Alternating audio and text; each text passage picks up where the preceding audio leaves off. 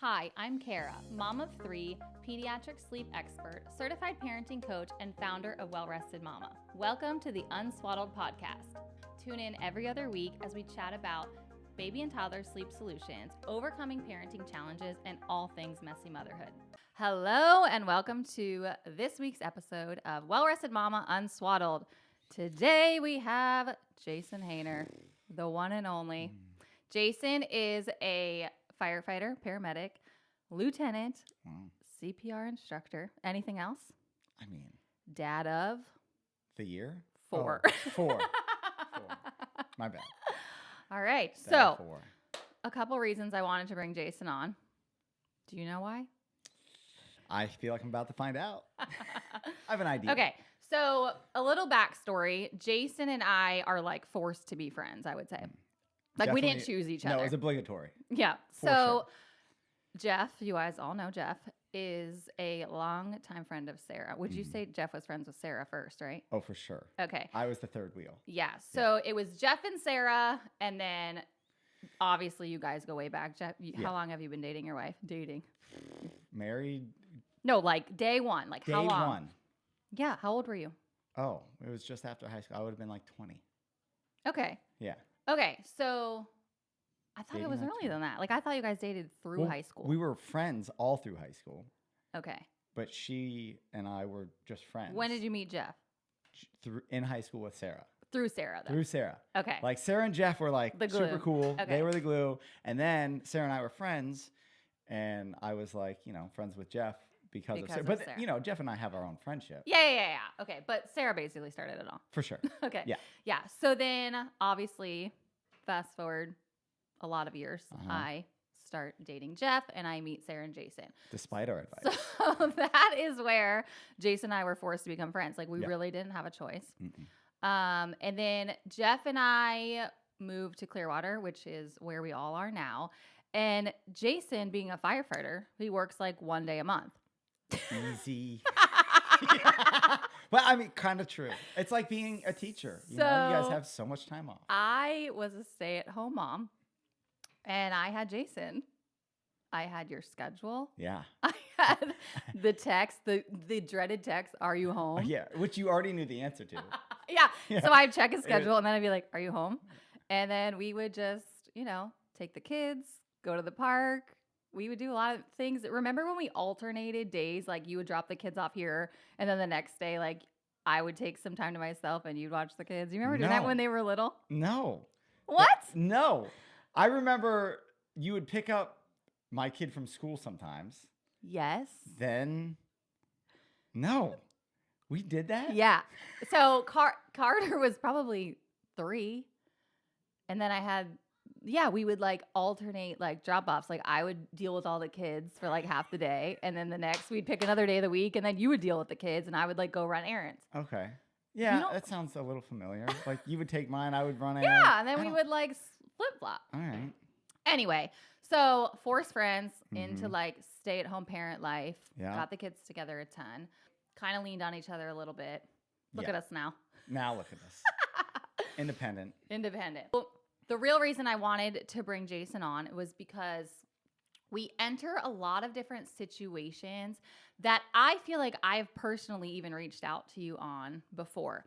And the main one is kind of to the firefighter side, not fire safety, but fire safety in the sense of kids' bedrooms. Okay. Okay. So like breaking that up a little bit. Yeah. There's 2 different scenarios that we typically run into as sleep consultants. And the main one is a kiddo is transitioning from the crib to a toddler bed. Okay. Okay. So in a crib, right, they're an independent sleeper. They're doing amazing, bedtime routine, put them down, leave, Mhm, no mhm. problems.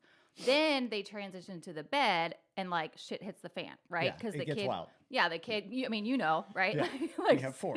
so they're leaving the room, they're doing all these things. So as sleep consultants, we take a step back and we have the parents essentially re-enter sleep training, right? Because the kiddo needs to learn how to sleep in their bed, but Mhm. also how to handle the freedom of the bedroom. Sure. And the way we do that is we will use a safety handle on the door Mm-hmm. or a monkey lock that the door will open like this much, but not all the way. All the way, sure. So the essentially like the big picture of that is now they've gone from a crib, right, this size, to a crib full room.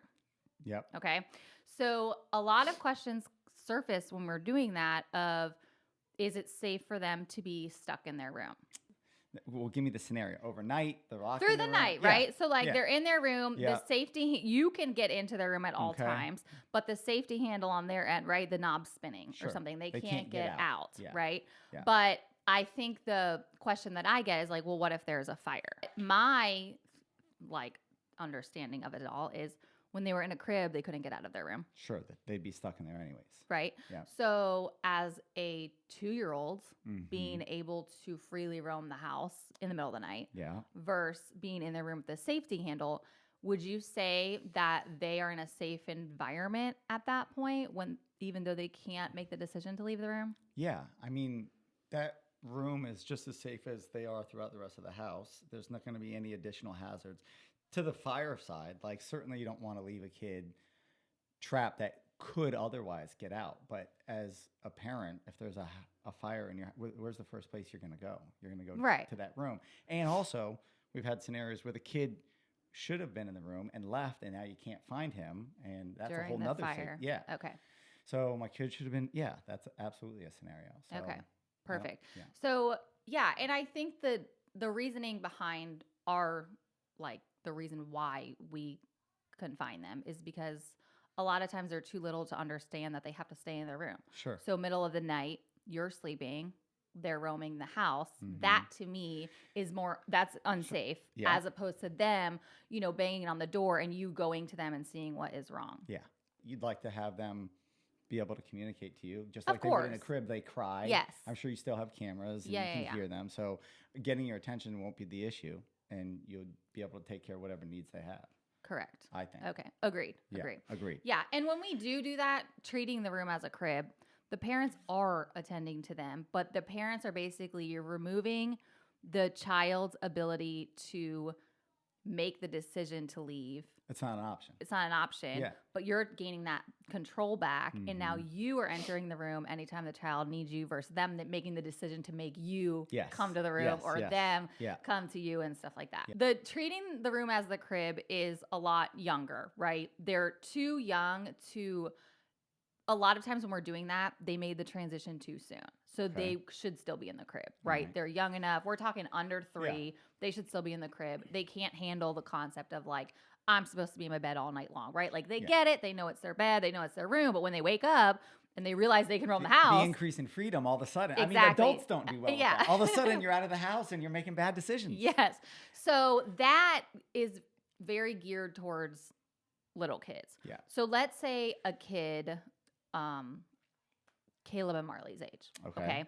They leave the room to go to the bathroom. Like there's no baby handles on their door. Like they've graduated from that. They can fully handle that. They know when you say it's time to go to bed, stay in your bed. If they choose to not do that, it's more behavioral as opposed to not understanding.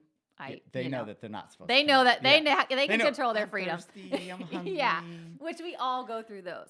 But the kiddos that want their door open at night. Yeah. So firefighters recommend doors closed at night, right? For sure. And what's the reasoning for that? So if a fire is to start, it would be atypical unless somebody were to light it in the bedroom that it would generate in a bedroom. It's typically going to be high electronics, computer room, kitchen, laundry room, something like that. So then when the door is closed, it prevents smoke and heat from entering the bedroom. You would then we call it creating a safe haven. So the first thing we're going to do in a house, if we're not going to leave the house with you, is to close the door and create a safe haven. So by keeping that door closed, no smoke, no heat, no toxins, no contaminants, make it to the bedroom, that's a safe haven. So if that fire starts and it's a while before the alarm goes off and you're notified and smoke and heat has made it into the bedroom unknowingly to you while you're sleeping, then that entire bedroom is contaminated and so it's a safety issue. Okay. Perfect. So I have actually used you. Okay. Unbeknownst to you. This is the first time on the phone with a mom who says, they will not have their door shut. they're scared or You whatever. cited me. I cited you. Not cited you, but I said, you can tell them that, like, I know a firefighter, or you could say and I always tell them, like, you're talking to a kid, right? So tell the mom, like, you know a firefighter, look up a YouTube video, show them a show, something that shows them that a firefighter says that the door has to be shut. Kids buy into that a little bit more. Like, if you were go to a classroom, right? Do you, like, talk about that with kids at all? Yeah, I'm every great American teaching. I'm telling them, make sure your doors are closed. If there is a fire and you can't get out, go in your room, close the door. Yes. For sure. Okay, so Caleb, to this day, like, his door has never been cracked at night because like, Mr. Jason's. Caleb's my guy. Literally. Blakely, forget it. She's like, Mr. Jason said that. Like, she can't be bothered. But yeah, Caleb is a ride or die, but he's a rule follower. Yeah. Right? And he's, so when we go to bed, we go and we shut all the doors. You open his. Before bed. He would panic, like, I see a crack. So yeah, we do make our rounds. Our kids, Carter included, they do fall asleep with the door cracked, and then I close them at night. Yeah. Not because I think there's going to be a fire, but because I think they sleep better and longer in the morning when the door's shut. Yeah. Obviously. But I do try to influence parents that are, like, having the battle with the kids to try and use that as a tool. And also to remove the fact that, like, they're scared, because I do think to a certain age, and I would confidently say that age is definitely up to the age of 3, that they cognitively don't know what it, like, is to be scared. Unless you reinforce it and teach it right. So they hear something, monsters on my bed. If you're like, let me check, you just taught them that, like, there's a chance I'm going to look, right? So we want to avoid that, but ultimately squashing, the monster thing. And of course, as they get older, like, they see a shadow. Yes, it's normal for them to be scared. So you think me being the monster under the bed is a problem? Yes. Okay. That is where the therapist will be like, where did your problem start? Well, my dad used to hide under my bed. Monster under my bed. Yeah, that's where it all began. Sorry, kids. The next thing that I wanted to, like, dive in is the CPR side. Okay. So obviously there's different branches of CPR, but I'm going to kind of go on the kiddo side. Okay. So then specifically about kids, and obviously you have 4 kids and you've watched them eat from day 1 to now. Yeah. Is there a certain, like, stand that you are very firm on in the sense of initiating solids when they're babies? No, I mean, we did the baby-led weaning, and I trust Sarah and what she does with that, and it worked well. Actually, all of our kids, 2 of our kids choked, and I did have to do the back blows on them, but they lived. But do you think you were confident in baby-led weaning because you knew the solution if something went wrong? Yeah, I think that's fair. And maybe because most people are terrified of baby-led weaning. It didn't bother me at all, and I trust Sarah was about it, and I trusted her, and I felt like if they did choke, I was gonna have no problem getting it out. In terms of someone coming to you being like, is it okay if I start solids? You would err on the side of, if you're comfortable, absolutely. Yeah. Okay, that's how I feel too. For sure. I feel like all my kids are kind of different, just because with Carter, I made my own food, pureed it. Yeah, we would have like chicken parm, and I'd like pulse it, and like he'd have that. But it was like, I never did the full baby-led weaning until, I would say, Blakely or Caleb. Because you cared the least about Caleb. I was like merged. I was a pro by Caleb. I was like, you want a chicken wing? Sure. Eat the bone. Eat the bone. Yeah. So, but to go with that, I was more confident with each kid. Yeah, you felt sure. I don't think I was confident in the fact that I could perform CPR to save them. I was just more confident in what I knew they could handle, and the whole, like, they won't bite off more than they can chew thing. Sure. I think, like, really grounded me in that situation. And you knew a guy who, the amount of times that I text you when something happens to my kids is actually unreal. Well, you know what? What a guy you are. Whatever works. We're here. We got, they always say, like, you have to keep implementing your skills or else you lose them. So I'm just trying to help you. If I would just stayed friends with the walkers, my skills would be tip top. Forever. Sharp. Doctor of the year. Yeah. Okay. So back to the beginning. You don't care when people start solids. No, I Comfort think level. that Do your thing. needs to be Educate yourself. yes. But, Yeah. okay, cool. Have an understanding. Know Yes. the consequences. Exactly. Know what to do if it doesn't work out so well. Here's my business Move card. to Clearwater. And then what would you say is your, and you might not have an answer for this, but do you have a age range that choking is the most like common? Yeah, for sure. Like that age, adolescence, like toddler. Okay. So typically from when they have some cognitive ability, like they're making decisions, they're picking toys up, they're putting things in their mouth. So it's toys, usually not food. Yeah, it's toys and food. Okay. For sure. And drowning. Those are the three that really mess you up. Yeah. Toys, Yeah. food, drowning. And the age is able to make decisions without recognition of consequences. So Okay. that puts, and just anatomically, they have large upper airways, narrow lower airways. So things go in, they don't go down, it's stuck. So anatomically, they're prime candidates for choking. Okay. Yeah. So with the swimming, they made the decision to jump in the pool. They Usually. didn't recognize Or this they're as a problem. grabbing a toy. Yeah, so they're either going in, they have no inhibition, like we talked about earlier. Fear is not really a thing. They're not Right. really scared yet. They obviously don't know the consequences, and they don't know that they can't swim. So that lends itself to an inviting, catastrophic event. But yeah, they could be reaching. They could have like knowledge, like I can't do this, but I'm going to get this and fall Like in. they want something more Yeah. than their brain's telling them no, For sure. which is Yeah, for all of us too. them. And then what about choking in the car?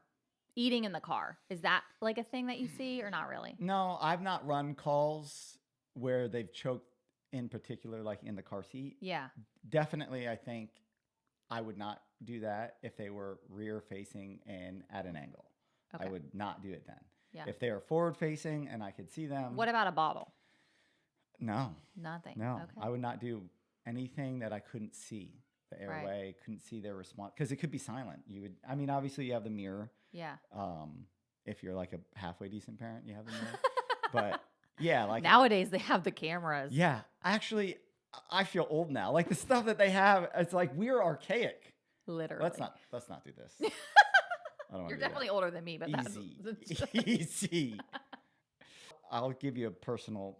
Like I gave my kids some food and went to change their diaper. And this was ridiculous, and I just was like, I'm going to change their diaper while they're eating, and I, of course, lay them down, and then they choke on their food because they're lying on their back with their airway, unable to protect it. And I can't tell you how many times I changed a diaper during a bottle.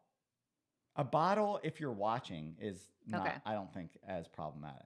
But I guess my point I was making is if you can't see them and they're facing away from you, they can choke on a liquid and a solid. So I don't find a bottle to be that much safer than a liquid if you can't see them. What would you say in regards to, I mean, I know what you're going to say, but it's You think you actually know me? ironic because I'm the opposite side of what you're going to say, but should parents be CPR certified?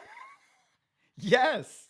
I'm You're not. a bad parent if you're not CPR You've certified. never taught me. You've never asked. You do hire lifeguards for birthday parties, I so do. that could maybe relieve you of some of your, I would call it negligence, really. You know what I have though? What? I have a life vac in my car. I have a Okay. life vac in my kitchen. I have Yeah. a life vac upstairs. And all my teachers' kids have life vacs. That's called overcompensation because you're not CPR certified. You have a billion of these tools. I can save anyone's life. You have that many life hacks. I do. Wow. Yeah, I'm surprised. I'm you don't not have, even like, sponsored or on a anything. tool belt, like on your person. My neighbors even know where it is in my kitchen. They're like, I'm coming here. Well, all the kids that come into my out of my house all Somebody's day. bound to choke. I know. Yeah. So I'm like, And I all have the one. people, all the parties. Yeah, for sure. We're gonna have somebody. You don't choke. have one, do you? No, I had one. Are you a life vac? Is that why you don't am the have life one? vac. I am the life vac. Do you have one? I had one. And I What sell are they- them for my business. Oh, you And do. so I had a whole like Okay. 50 of them, and then I had one for me, and somebody wanted to buy one, and I was like, all right, you can have mine, because I would never give away mine, but I'm not a CPR instructor, so. Yeah, and you don't know CPR, so yeah, they can't die because you wouldn't be able to save them. Well, I would because I have life vacs in every corner of my home. Actually, it is an awesome tool. it's for sure. And You it's support better, it? 100%. Okay. Yeah. It's better than CPR? Yeah. No. So it's two different things. CPR is when the heart stops. So you're going to do that. Choking will lead to that. So if you don't remove the airway obstruction, then they will die. But if it's drowning, that's not going to help you. The life act, no. Right. Okay. No. Because, that's a different mechanism. That's why I hired the lifeguards. Yeah. That's why you have the lifeguards. So between the life act and the lifeguard, you're pretty much good. Thank you. Just make sure you get it out, because if they do die, then the life act's not going to help. It's just preventative. Yeah. What do you mean? So the life act removes the choking. Yeah. So that they don't die. Right.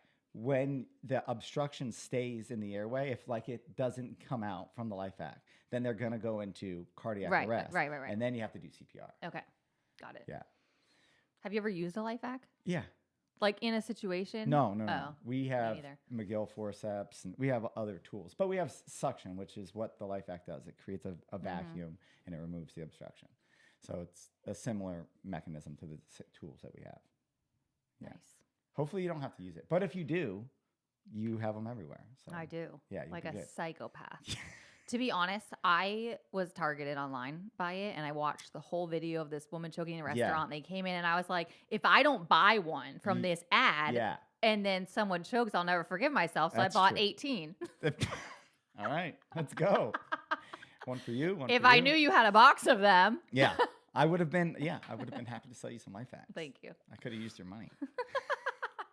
Okay. And so life hack is great, but you should know how. Yeah. Is the bottom line. For sure. And then what about babysitters? Are you how do you navigate that? Do you make sure that your babysitters are certified or? So if they're a consistent babysitter, someone that watches our kids like our nanny, then yes. If it's we're going out on a date night and they're all in bed, then no. Right. I don't. Okay. Agreed. Yeah. Sure. Yeah. I mean, they're not all certified. No, but my kids aren't allowed to swim with anyone except Kendall. Yeah. It's just that to me is a stupid. Yeah. That's you're way opening too a much door risk, for for something that isn't, Well, I mean, make popcorn and watch a movie. Yeah. You don't need to be in the pool. No. Speaking of popcorn, isn't that a hot topic for choking? Or I was always told they can't have popcorn before the age of 4. Is that something that you've heard? I've not heard the age of 4 or really popcorn either. So I feel like I've talked to Sarah about this, Okay. and Sarah was against it. Against eating it before 4? No. She thought it was fine. Yeah. Yeah. That would we probably definitely gave our kids popcorn. I'm before sure, I don't know, I read it somewhere that the kernels get into the lungs, and it's this whole thing. Well, anything, dramatic. Any food in your lungs is bad. Well, I know that, but supposedly popcorn is more likely. Yeah.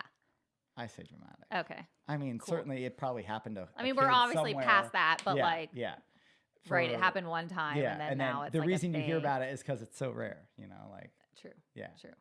If it was common, like a grape, everybody chokes on grapes. You really don't hear about that.